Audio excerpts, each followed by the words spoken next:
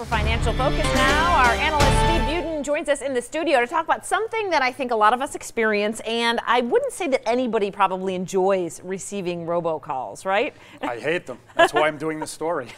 So you said there are some ways, and you're even testing some out, that we can possibly put an end or at least help reduce them.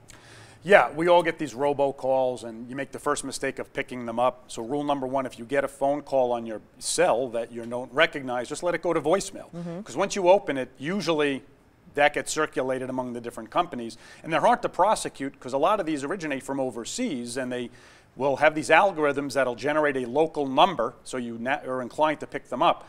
But this past weekend, I gave it another shot. I went on the Federal Trade Commission's website, and I registered my cell phone onto the Do Not Call list. So clearly, register on the Do Not Call list. It really can't hurt you.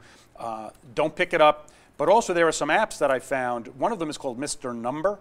And Mr. Number, I just downloaded it. I'm going to test it out, see if it works. But at this point, I'll really do anything to avoid these calls. I get 4 or 5 a day. Yeah, I started getting them a lot. A lot of them are even 702. Right. So I think, well, it's got to be someone local, like maybe someone's trying to get into my condo, or like something's leaking, or so you pick it up out of fear that you're going to miss an important phone call. Well, usually now they'll leave a voicemail, right? So it's better to let the phone call go and then check your voicemail. If it's a robocall, they will not leave a voicemail. But I always wonder, like, there's that long pause, and then the recording talks to you, like, hold on, we'll be right with you to let you know about your. Who buys that? Do people buy it? I guess they do. Oh, it keeps working. You know, if they do 1 million phone calls, all they need is a few hundred to be successful, right? Yeah, true. So don't let it be you. Okay. Hey, Nestle is going to sell Starbucks coffee. Found this interesting, and you were saying a lot of it's overseas, right? Yeah, Nestle's has been struggling to get its footprint into the coffee business. It's very lucrative. And what they did was they basically signed a $7 billion deal with Starbucks, and the Nespresso single serving machines. So everybody knows the Keurig machines.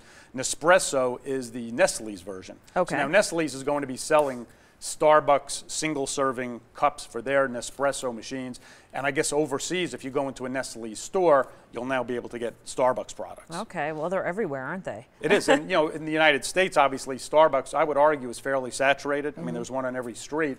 Starbucks needs to grow overseas, and it gets to our third point here, where international trade is imperative for this country. Companies like Starbucks rely on it, so it's important that we have a good trade policy. Yeah, you were seeing the trade exports, hit a record, right? Yeah, and whether that's, you know, Trump leaning on the international community or not, the evidence is out there. They're all going to take credit for it, but the month of March of 2018 was the largest ever export month for the United States. Over $200 billion of assets were transferred overseas, mostly soybeans and aircraft.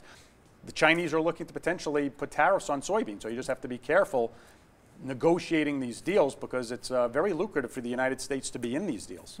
Interesting. All right, Steve, thanks so much. Good topics today. Thank you. We'll see you next week. Okay. Stay with us. We're back after this.